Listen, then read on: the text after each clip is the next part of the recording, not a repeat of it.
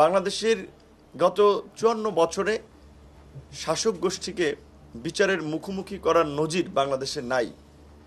প্রধানমন্ত্রী থেকে ফাঁসির মঞ্চে শেখ হাসিনার এই রায় আগামীতে শাসকদের জন্য দৃষ্টান্ত হয়ে থাকবে। যারা গণতন্ত্রের মুখোশে স্বৈরতন্ত্র কায়েম করে জনগণের টুটি চেপে ধরার চেষ্টা করবেন, তাদের জন্য এটি একটি দৃষ্টান্ত।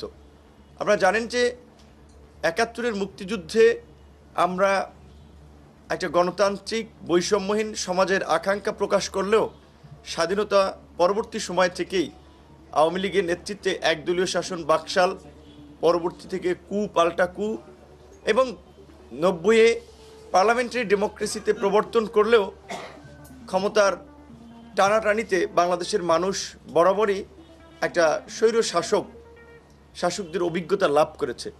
২৪-এর এই ছাত্র জনতা প্রথাগত এবং প্রতিষ্ঠিত রাজনীতির বাইরে সাধারণ মানুষকে ঐক্যবদ্ধ করে এই দীর্ঘ ১.৫ দশকের ফ্যাসিবাদকে দেশ থেকে তাড়িয়েছে।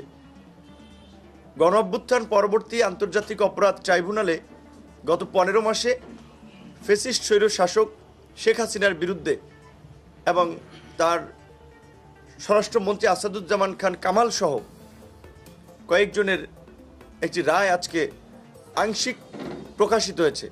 আংশিক বলছি আমরা এই কারণে, এখন এই রায়ের বিরুদ্ধে আপিল করার সুযোগ আছে, সেটা ৩০ দিনে হোক কিংবা তার পরবর্তীতে কি প্রক্রিয়া হয় রায় কার্যকর করা।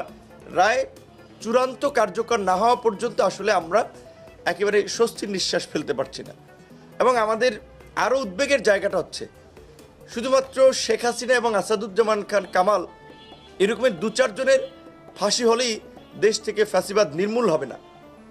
এই শেখ হাসিনার দল, যে দলের উপরে ভর করে শেখ হাসিনা ১৬ বছর জনগণের ভোটাধিকার ছাড়া দেশে একটা নিয়ন্ত্রিত গণতন্ত্রের নামে স্বৈরতন্ত্র কায়েম করেছিল, ভিন্ন মত এবং বিরোধীদেরকে দমন পীড়ন গুম খুন করেছে, সেই ঘৃণ্য রাজনৈতিক দল আওয়ামী লীগ এবং তার প্রধান সহযোগী জাতীয় পার্টি সহ এই ফ্যাসিবাদের অন্যান্য সহযোগীদেরও বিচার হওয়া দরকার।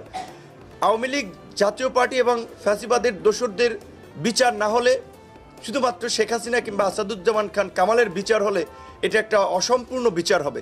তাই আমরা আদালতের কাছে রাজনৈতিক দলসমূহের প্রতি আমরা আহ্বান জানাবো। আমরা যতদূর জানি দল হিসেবে আওয়ামী লীগের বিচারের জন্য আদালতে আবেদন করা হয়েছে।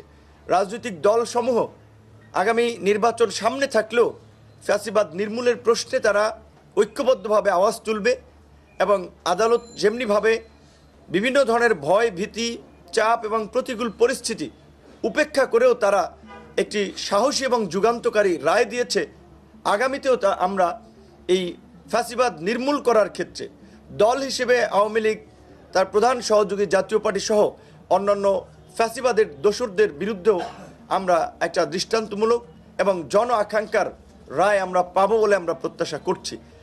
একই সাথে আমরা বলতে চাই, শেখ হাসিনা এবং আসাদুজ্জামান খান কামাল দুইজনের ফাঁসির রায় হয়েছে। সাবেক পুলিশ প্রধান আইজিপি আব্দুল্লাহ আল মামুনের যাবজ্জীবন কারাদণ্ড হয়েছে, ৫ বছর কারাদণ্ড হয়েছে। কিন্তু আরও অনেক অপরাধী রয়েছে যারা কেউ জেলে আছে, কেউ ধরাছোঁয়ার বাইরে আছে।